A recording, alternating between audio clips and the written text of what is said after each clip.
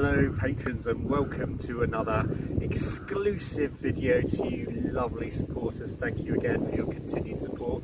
I'm here in beautiful Lancashire countryside, a little bit grey and wet and windy, but otherwise fantastic. I've got the sheep for a little bit of company, and I'm here to talk to you about running better, faster and stronger. To do that, what you're going to need is one of these things behind me, a big old hill. Today we're going to talk about hill sprints. I'm going to break down why we might do them, the physiological and psychological benefits of them, and 3 different ways you might incorporate it into your training. Okay, so first one is, wait a second. Right guys, so the first kind of facet of running fitness we're going to look at is endurance running. I know there's a few of you out there who like your park runs, like your 5Ks and your 10Ks and half marathons and all that. Not necessarily my cup of tea, and I'll come onto that a little bit later, but I know some of you guys love it, so let's touch on that. On a very basic physiological and psychological level, if you can run fast up a big old hill, it will feel easier when you're on the flat. Okay, that kind of makes intuitive sense, I guess. But the physiological and psychological reasons behind that and how to really get the most out of it are quite interesting. The key thing to consider here is cadence. What you don't want to do is go up a hill that is so steep that your cadence is slower, because then you're not kind of overloading your usual running style. You want to be able to maintain that cadence, maintain your kind of, not necessarily your speed, but your pace of motion. You want to be able to maintain that while having to produce more force to elicit that motion, if that makes sense. So you want to be able to run as fast as you normally would over a 5k up a big old hill, but to do that you're going to have to produce more force, and then that will transfer over physiologically and psychologically when you're on the flat to an easier run for you, basically. Okay, so things to avoid: massive steep hills where you just feel like you're running in jelly, running in treacle, whatever. Nice, decent 30-degree incline, maybe something around there, if you can get your protractor out while you're outside and out and about.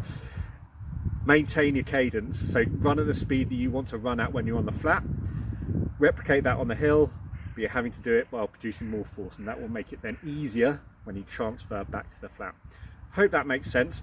The next one we're going to look at is a little bit more sport specific, and it's a little bit more up my street. I like this one, so stay tuned, it's worth it, I promise. See you in a minute. Right guys, so I'm going to talk to you about a little bit more sport specific stuff. My kind of bag. There's a little bit of sports science for you here. Yeah, running up a big hill is really scientific.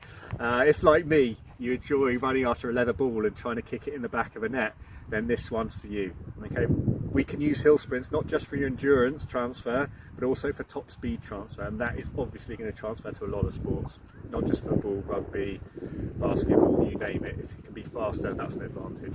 So same principle, maintain your top speed cadence but on an incline. So you don't want it to be too big an incline. This is about right, 30 degrees, and you want to be absolutely maintaining as many foot contacts as you would on a flat, but up a hill. So you're getting that overload of what you would be doing sprinting normally on a pitch, let's say. So you can use them in that way. You can use them for endurance, you can use them for top speed. One more way you can use them, check it out.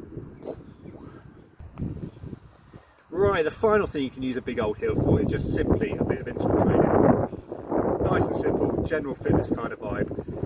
Work as hard as you can on the hill. You can do it in a fartlek manner, funny word, not related to flatulence in any way. It's more of a randomised interval. So run up the hill fast as you like. You can either go fast as you can or go 7, 8 out of 10 if you like. Take as much rest as you feel you physiologically need, so you kind of read your body signs, you recover your breathing a little bit, and then go again. And it's a nice interval workout. It doesn't have to be specific to anything. It doesn't have to take too long. 10-15 minutes and you should be getting that heart pumping, getting those lungs working really. Give it a go.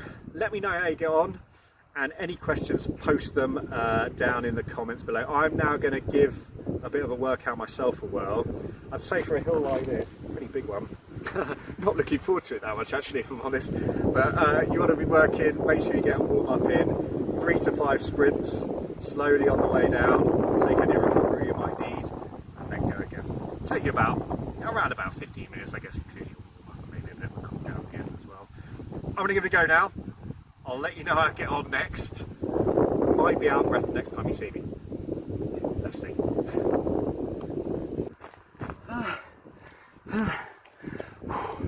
Right, there you have it. Done my 5 reps.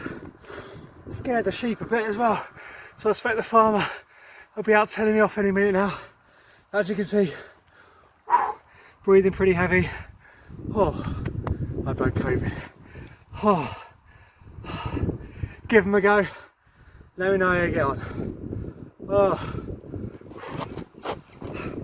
Cut.